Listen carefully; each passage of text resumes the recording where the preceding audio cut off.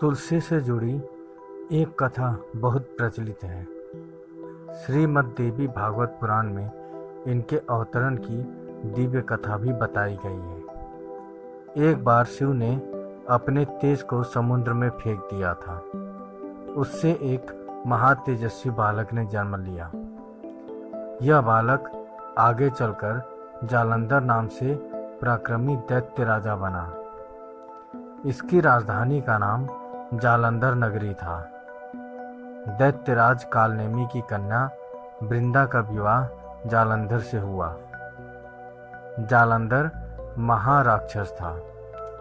अपनी सत्ता के मद में चूर उसने माता लक्ष्मी को पाने की कामना से युद्ध किया, परंतु समुद्र से उत्पन्न होने के कारण माता लक्ष्मी ने उसे भाई के रूप में स्वीकार किया।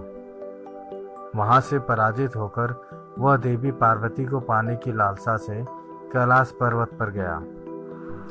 भगवान देवादिदेव शिव का ही रूप धारण कर माता पार्वती के समीप गया, परंतु मां ने अपने योग बल से उसे पहचान लिया तथा वहां से अंतर्ध्यान हो गई। देवी पार्वती ने क्रुद्ध होकर सारा वृतांत भगवान विष्णु को सुनाया। जालंधर की पत्नी वृंदा अत्यंत पतिव्रता स्त्री थी। उसी के पतिव्रत धर्म की शक्ति से जालंधर ना तो मारा जाता था और ना ही पराजित होता था। इसीलिए जालंधर का नाश करने के लिए वृंदा के पतिव्रता धर्म को भंग करना बहुत जरूरी था। इसी कारण भगवान विष्णु ऋषि का वेश धारण कर वन में जा पहुंचे, जहां वृंदा अकेली भ्रमण कर रही थी। भगवान के साथ दो मायावी राक्षस भी थे, जिन्हें देखकर वृंदा भयभीत हो गई। ऋषि ने वृंदा के सामने पल में दोनों को भस्म कर दिया। उनकी शक्ति देखकर वृंदा ने कैलाश पर्वत पर महादेव के साथ युद्ध कर रहे अपने पति जालंधर के बारे में पूछा। ऋषि ने अपने माया जाल से दो बानर प्रकट किए। एक बानर के हाथ में जालंधर का सिर था तथा दूसरे के हाथ में धड़।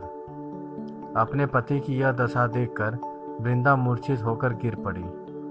होश में आने पर उन्होंने ऋषि रूपी भगवान से विनती की कि वह उसके पति को जीवित करें। भगवान ने अपनी माया से पुनः जालंधर के सिर धड़ से जोड़ दिया, परंतु स्वयं भी वह उसी शरीर में प्रवेश कर गए। वृंदा को इस छल का जरा भी आभास न हुआ।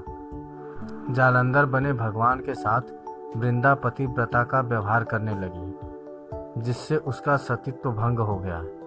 ऐसा होते ही वृंदा का पति जालंधर युद्ध हार गया। इस सारी लीला का जब वृंदा को पता चला तो उसने क्रुद्ध होकर भगवान विष्णु को शिला होने का शाप दे दिया तथा स्वयं सती हो गई। जहाँ वृंदा भस्म हुई वहाँ तुलसी का पौधा उगा।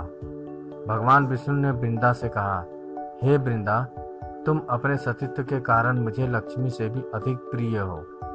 अब तुम तुलसी के रूप में सदा मेरे साथ रहोगी। जो भी मनुष्य मेरे शालिग्राम रूप के साथ तुलसी का विवाह करेगा, उसे इस लोक और परलोक में विपुल यश प्राप्त होगा।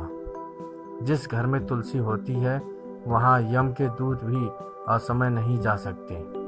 गंगा व नर्मदा के जल में स्नान तथा तुलसी का पूजन बराबर माना जाता है। चाहे मनुष्य कितना भी पापी क्यों न हो, मृत्यु के समय जिसके प्राण मंजरी रहित तुलसी और गंगा जल मुख में रखकर निकल जाते हैं, वह पापों से मुक्त होकर वैकुंठ धाम को प्राप्त होता है। जो मनुष्य तुलसी व आंवलों की छाया में अपने पितरों का श्राद्ध करता है, उसके पितृ मोक्ष को प्राप्त हो जाते हैं। उसी दैत्य जालंधर की यह भूमि जालंधर नाम से विख्यात है। सती वृंदा का मंदिर मोहल्ला कोट किशनचंद में स्थित है। कहते हैं इस स्थान पर एक प्राचीन गुफा थी जो सीधी हरिद्वार तक जाती थी। सच्चे मन से 40 दिन तक सती वृंदा देवी के मंदिर में पूजा करने से सभी मनोरथ पूर्ण होते हैं। दोस्तों, तुलसी बनी देवी वृंदा की ये कहानी आपको कैसी लगी, हमें कमेंट करके ज़रूर बताएं। अगर अच्छी लगी तो शेयर करें, सब्सक्राइब करें और लाइक करें। धन्यवाद।